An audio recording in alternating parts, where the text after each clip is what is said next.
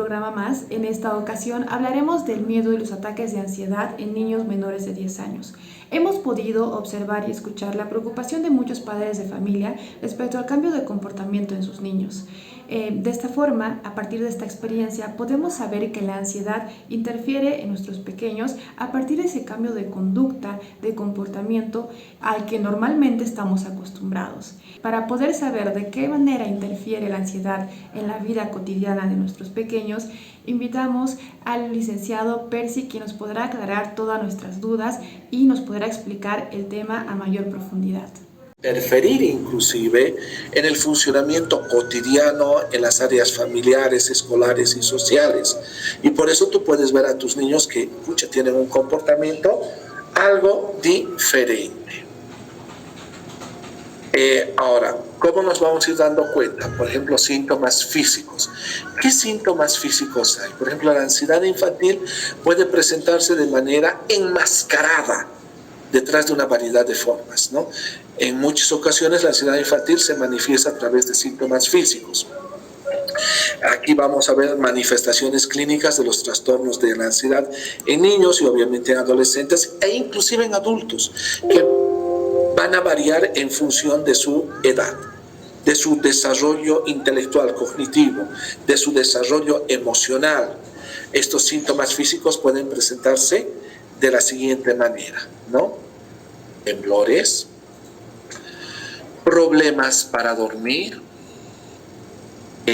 también dolores abdominales, quejas frecuentes de dolores de barriga sin causa médica, dolores de cabeza, manos húmedas y frías, ¿sí?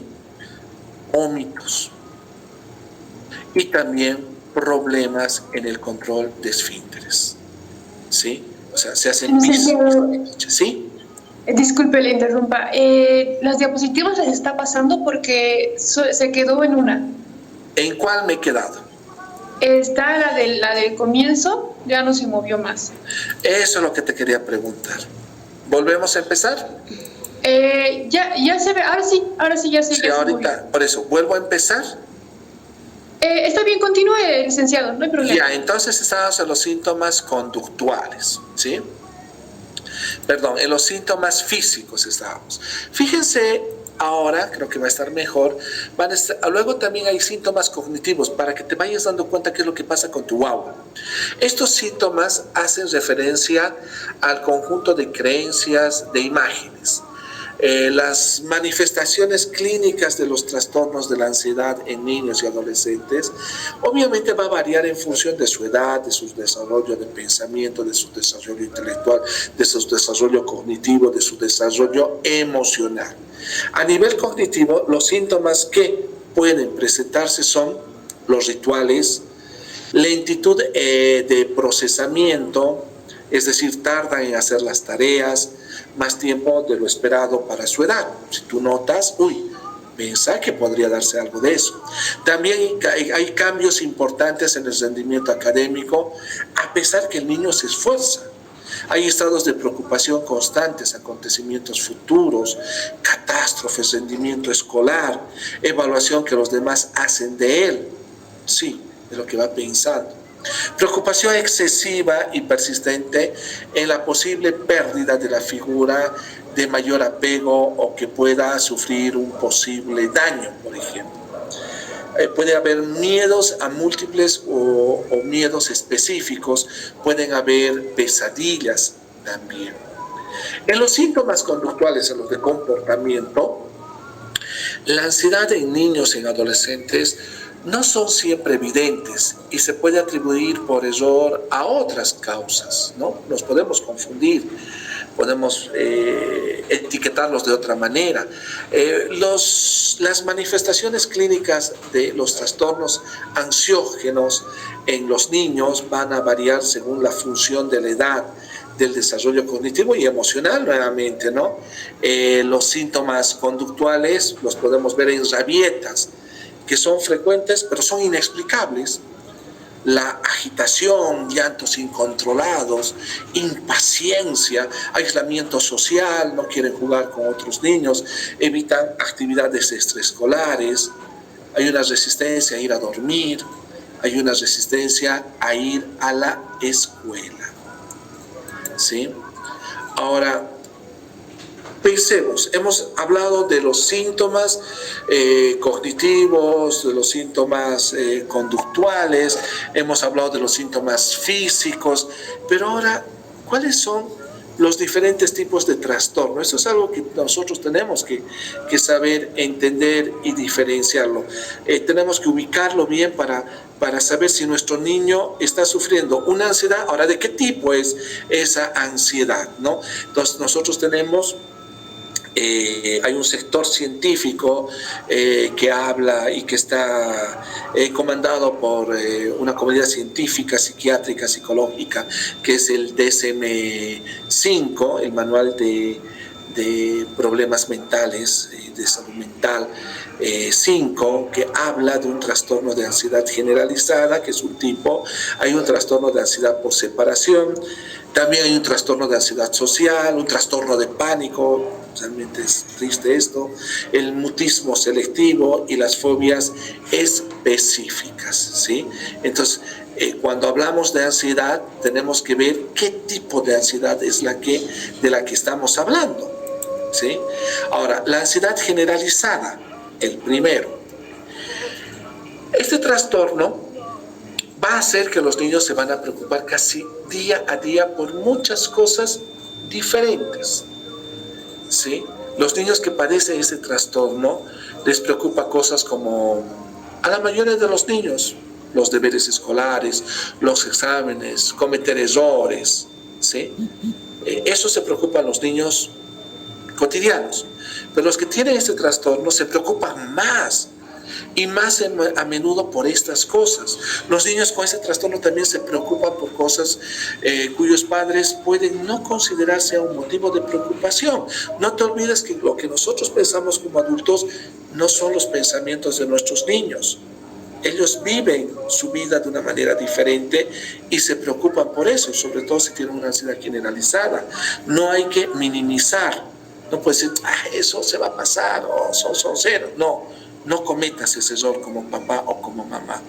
Por ejemplo, les puede preocupar la hora del recreo en el patio o la del almuerzo, las fiestas de cumpleaños, quedar a jugar con sus amigos o cuando van en el trufi hacia la escuela. Son cosas normales, cotidianas, pero ¿por qué les preocuparía eso? Que ya empieza a anidarse la ansiedad. Los niños con trastorno de ansiedad generalizada también les puede preocupar la guerra, ¿sí? Yo escuché muchos niños de esto de la guerra de Ucrania y Rusia, ¿no? O lo de Corea, el clima o el futuro. Recibimos mucha información en el sentido que estamos en la sequía, en la niña y no sé qué tantos. En lo que respecta a sus seres queridos, les preocupa su seguridad, ¿no? Les preocupa que se enfermen, que se hagan daño. Fíjense que todas esas cosas son cotidianas. COVID, robo, hurto, secuestro de niños, que a sus papás les pasen algo o que esté pasando algo en el mundo, son cosas cotidianas, pero que no todos los niños lo viven de la misma manera, y eso hace que se produzca una ansiedad generalizada, ¿sí? Tener este trastorno puede hacer que los niños les cueste concentrarse en la escuela, ¿sí? Y entonces, claro, ahí tienes un mal rendimiento académico. Ahora, si te das cuenta, debido a este trastorno, siempre hay una preocupación en la mente del niño. Por eso te dije, lo que tú ves y lo que tú piensas y cómo lo encaras el momento presente, tu niño de por ahí lo está haciendo de otra manera, de por ahí se está preocupando, ¿sí? El niño que tiene trastorno de ansiedad generalizada también tiene dificultad que los niños se relajen, se diviertan, que coman bien, que concilien el sueño por la noche, ¿sí? Pueden tener pesadillas, hemos visto los síntomas que se nos vienen. Sus preocupaciones pueden hacer que se encuentren mal. No sé si lo has visto a tu niño cansado, asustado. Nosotros utilizamos aquí en Bolivia, nuestra cultura es, hay que llamar al ánima, ¿no? O sea, a su ajayu hay que llamar, ¿no? Entonces, niños que están asustados. Lo que realmente puede hacer todo esto es que pierdan días de clase. Algunos niños con estos trastornos se guardan las preocupaciones para solitos, hay otros que expresan sus preocupaciones a un padre, a un profesor. Hay la posibilidad que les pregunten una y otra vez si pasa algo que les preocupa, que va a ocurrir, pero les cuesta mucho tranquilizarse, encontrarse bien, por mucho que intenten tranquilizarse o por mucho que intenten tranquilizar sus padres. Ahora hay otra ansiedad que también lo has debido notar en tu niño, que es diferente a la generalizada, que es la ansiedad por separación, ¿no?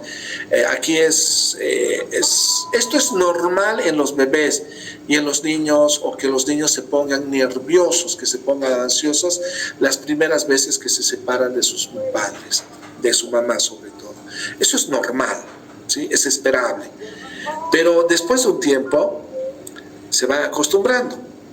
Se aprende a quedarse con el abuelo, con el profesor, con cualquier otro adulto que cuide de ellos, y a veces la pasan bomba, ¿no? Genial, ¿no? Y empiezan a encontrar como si estuvieran en su casa, cuando en realidad está en la guardería, en la escuela o en otra casa, ¿no? Entonces, eso es lo normal y eso es lo que se va superando como proceso evolutivo. Pero cuando los niños no superan con la edad este miedo a estar separados de sus padres, esto se conoce como un trastorno de ansiedad por separación. Incluso cuando se hacen mayores, y podría decir hasta adultos, ¿sí? Que luego vamos a pasar a otro tipo de trastorno, los niños con este trastorno se ponen muy ansiosos cuando se tienen que separar de los papás, cuando tienen que salir de la casa, ¿no? Pueden perderse inclusive días de ir a las clases, pueden decir que se encuentran mal o muy alterados por ir a la escuela, se pueden aferrar a sus papás, a llorar, a negarse a ir a clases, a fiesta, a quedar a jugar con sus amigos o a hacer otras actividades sin sus padres. Eso le produce mucha ansiedad porque están separados de los papás. En su casa pueden tener dificultades para conciliar el sueño, para dormir solos, pueden evitar estar en una habitación de su casa si saben que su padre o su madre no está cerca. A veces se van a dormir con el papá o la mamá. Yo me topé con un caso muy particular, un muchacho que ya iba a salir bachiller, dormía todavía con la mamá, porque tenía miedo, no quería separarse de la mamá. Entonces este es un estado ya patológico que se va dando, ¿no? O sea, que hay un problema de enfermedad que hay que ayudarles a superar, ¿no? Hicimos una maniobra genial en ese caso y a la semana se solucionó ese problema. No siempre funciona así, fue una maniobra simpática que ayudó a la mamá y el papá. Ahora tenemos lo que decía antes, ¿no? Si de niños tenemos un trastorno de ansiedad, también se puede dar un trastorno de ansiedad social o una fobia social, que eso puede perdurar hasta un estado adulto, ¿no? En la fobia social a los niños les va a asustar demasiado lo que puedan pensar o decir los demás de ellos, ¿sí? Siempre temen poder hacer o decir algo que los avergüence. Les preocupa que puedan parecer raros o que pueden decir cosas inadecuadas. Hay un dicho japonés, más vale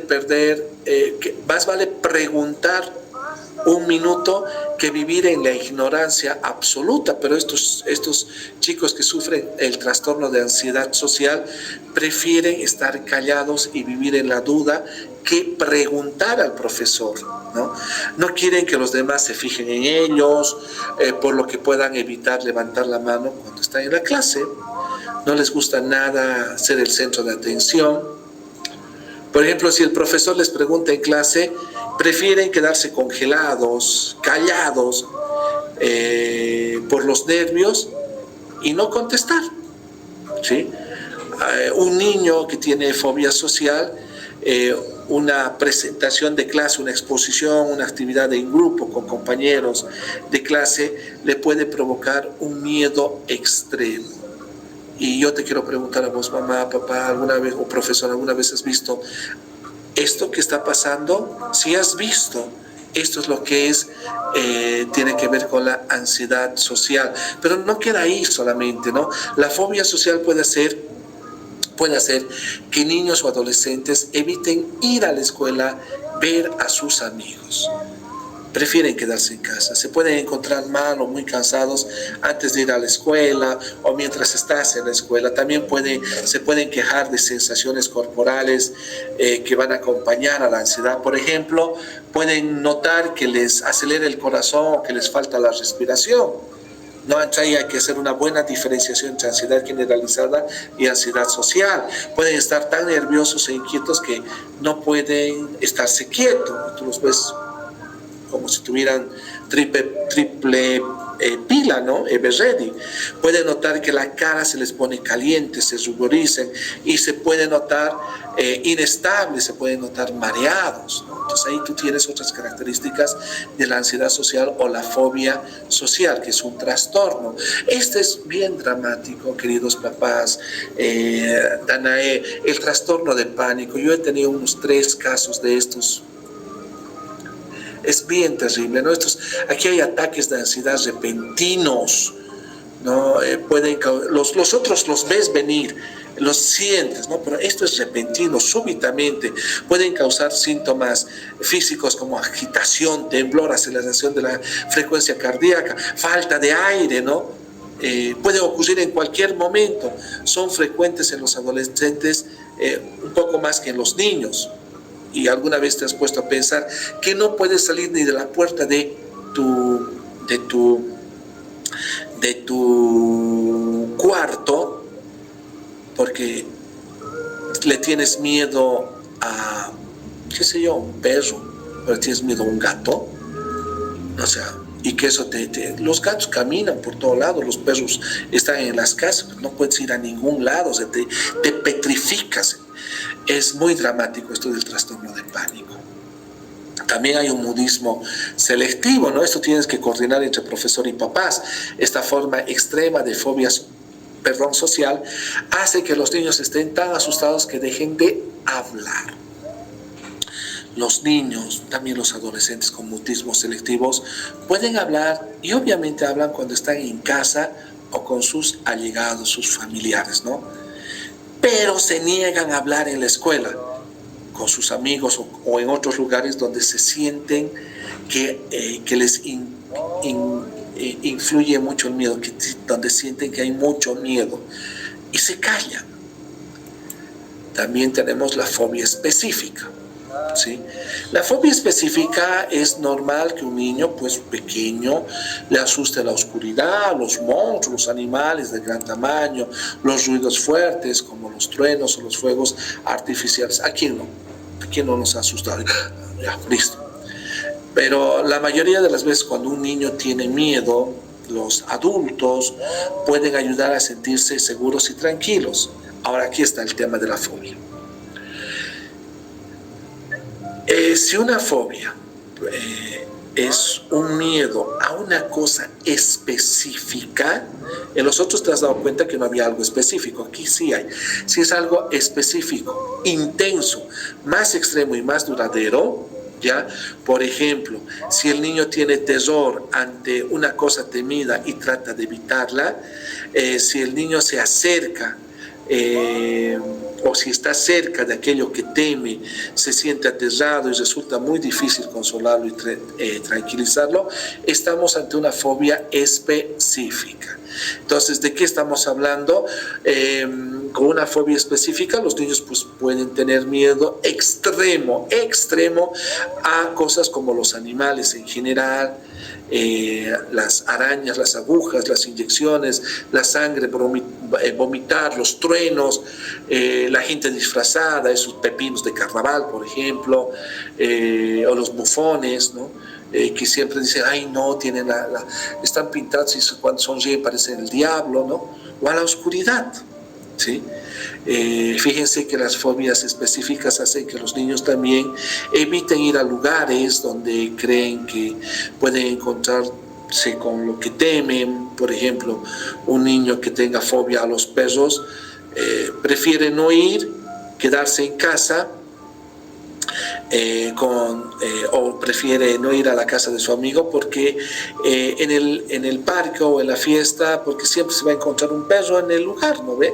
Se le tiene un miedo, es algo específico. Ahora, la pregunta que me va a hacer seguro Dana es: ¿cómo tratamos ahora esta ansiedad en niños, niñas o adolescentes? ¿No? Obviamente que hay una evaluación y hay un tratamiento específico. Aquí lo que primero tenemos, como les he mostrado, hay síntomas y hay tipos, ¿no? Ahora, lo que hay que tener es muy importante hacer una correcta evaluación, un adecuado diagnóstico, que hay que diferenciarlo de cada etapa del desarrollo. O sea, no es encajonarlos. Hay niños que a los 7 años, a los 8 años es diferente cómo lo viven y cómo lo tienen los síntomas del trastorno de ansiedad. El tratamiento psicológico va a conllevar un trabajo terapéutico que en términos generales va a abarcar esto, ¿no? Una psicoeducación a los padres y a los niños, también a los adolescentes. Van a trabajar los pensamientos negativos que van a ser recurrentes para cambiar el enfoque de la situación, volverlo más positivo, cambiar la percepción de que el niño tiene sobre la situación que le atemoriza, proporcionar al niño las estrategias de afrontamiento, aprender a gestionar las emociones. O sea, aquí hay que enseñarle a ser resiliente y le tenemos que enseñar las técnicas de relajación. La mayoría de las veces, lo que yo les sugiero cuando se trata de trastornos de ansiedad, lo que sugiero es de que busquen un profesional que sea y que maneje primero lo que son los trastornos y luego lo que es la terapia cognitivo-comportamental o conductual. Ya aquí primero la ayuda de las familias y sus hijos en edad infantil o adolescentes aprenden a gestionar las preocupaciones, los miedos y la ansiedad. Es lo primero que hay que hacer. Ayudar a las familias, ¿sí? Orientar al papá, a la mamá, al chico y a todos los miembros de la familia para ayudarle a que pasen, sobresalgan este momento, ¿no? Mientras más rápido, mejor. Hay que enseñarles a los niños que lo que piensan y lo hacen afectan cómo se sienten. Entonces hay que tener buenas sugerencias, buenas indicaciones cognitivas para que cambie su forma de pensar. Los niños van a aprender que cuando evitan lo que temen, solo están reforzando o afianzando sus miedos. O sea, si le evita al perro o el niño evita al perro, lo único que estás haciendo es incrementar, consolidar ese miedo, ¿no? Entonces hay que enseñarles a sistemáticamente se vayan confrontando esta situación. Van a aprender que cuando le plantan cara a sus miedos, es decir, cuando lo confrontan al miedo, este miedo se va a debilitar y va a acabar por desaparecer. Mira, qué interesante, qué bonito es lo que podemos hacer por nuestros niños. En la terapia cognitivo-comportamental o conductual, los padres aprenden la mejor forma de responder, ¿no? Cuando sus hijos están ansiosos, aprenden cómo le vamos a ayudar a los hijos a afrontar estos miedos. Los niños aprenden habilidades también y estrategias para afrontar sus miedos. Y a preocuparse menos por ellos, ¿no? Entonces, ahí hay un tema de que te va a hacer la terapia cognitivo-conductual. Por si acaso, todas las otras especialidades también son buenas, pero la diferencia es que esta es mucho más rápida y efectiva. Les voy a explicar en un momentito más por qué. Fíjense que los terapeutas ayudan a los niños a poner en práctica estas habilidades, los apoyan y felicitan cuando lo intentan, ¿no? Con el tiempo los niños aprenden a afrontar sus miedos y se encuentran cada vez mejor. Aprenden a habituarse a situaciones antes temidas, se sienten orgullosos de lo que han aprendido y sin tantas preocupaciones, ¿no? También se pueden centrar en otras cosas como la escuela, las actividades, la diversión. También pueden usar medicamentos para tratar la ansiedad. Aquí, alto. Ya, me van a decir, no, yo no quiero que lo mediques. Tranquilo, papá. Tranquila, mamá. ¿Ya? Si es necesario, solo en caso de que sea necesario, inclusive los médicos psiquiatras te dicen, solo en caso de que sea necesario, vamos a utilizar X medicamento, que está dosificado y que son mínimas las dosis. Y es por un corto tiempo, ¿sí? Muy corto el tiempito, en caso de que sea necesario un medicamento. Eso lo vas a encontrar solo con los médicos psiquiatras, ¿sí? Y no así con otros especialistas que pueden conocer el tema, pero no lo conocen en detalle y a profundidad, ¿sí? Y la parte psicoterapéutica o terapéutica solo lo encuentras con los psicólogos, pero los psicoterapeutas psicólogos. Pero como te digo, hay diferentes líneas y lo que yo te sugiero es esta línea de la terapia cognitivo-comportamental, porque va a esto, ataca justamente al comportamiento, ataca al pensamiento y a la parte física que el niño sufre, ¿no? Mientras más rápido lo hagamos, en menor tiempo se soluciona y es un costo económico menos para ti, ¿sí? A que lo hagas en una edad adulta, que un promedio entre adolescente y adulto más o menos por protocolo te lleva a veces hasta 2 años atenderlo, ¿no? Y están mezclados toda esta sintomatología. Entonces es mejor apuntar desde el principio y ayudar a nuestros hijos desde el principio. Y aquí está la pregunta de Danae, ¿cómo puedo ayudar a mi hijo? ¿No ve, Danae? Eso me ibas a preguntar. ¿Cómo los papás, las mamás pueden ayudar a su hijo? Primero, encontrar un terapeuta con formación, con experiencia, ¿no? Que vea a tu hijo a todas y cada una de las visitas de terapia. Una sesión terapéutica más o menos dura de 30 a 40 minutos. No es como la de los médicos que tal vez rápidamente te auscultan y ven en función de la sintomatología física, a veces lleva, no te exagero, 5 minutos, ¿no? Habla a menudo con el terapeuta de tu hijo, pregúntale sobre cómo le puedes ayudar. Eso indica que se está interesando en tu hijo, se va a dar cuenta que tú eres, él es importante en tu vida. Ayuda a tu hijo a afrontar los miedos, sus miedos. Pregúntale al terapeuta cómo puede ayudar a su hijo a poner en práctica en casa lo que aprende en sesiones de terapia. También felicita a tu hijo cuando se esfuerza en afrontar sus miedos y preocupaciones. Pero adelante, campeón, qué bien, princesa. ¿Sí? Tú puedes, ves, ya lo has intentado y has dado 2 pasos adelante. Pronto esto va a salir. Ya vamos, sigamos con las cosas, ¿no? Entonces, ayúdale a hablar sobre sus sentimientos, escúchalo, que hable, o si tú quieres, hacerle saber que tú le entiendes, que lo quieres, que lo aceptes como es. El hecho de tener una relación positiva y afectuosa contigo va a ayudar a tu hijo a construir su fuerza interior. Va a aprender a ser resiliente, ¿sí? De este momento adverso que está pasando. Háblale, escúchale. Es tu hijo, interésate por él. Anima a tu hijo a avanzar en pequeños pasos, no tienes que hacerlo rápido, que vaya con calma. No permitas que tu hijo tire la toalla, decirle tú puedes, podemos hacerlo, estoy contigo, estoy a tu lado, nunca te voy a abandonar, ¿sí? Que no tenga miedo a aquello que le teme, que digamos, evita aquello que teme. No, mira, si es un perro, está ahí lejos, tranquilo. No, por último, si se acerca, yo te levanto, ¿sí? ¿Sí? Hasta que se vaya, tú tranquilo, ¿sí? Hay que no lo vas a ir a patear al perro, por si acaso, no se trata de eso, ¿no? El pobre animalito también que sabe lo que está pasando.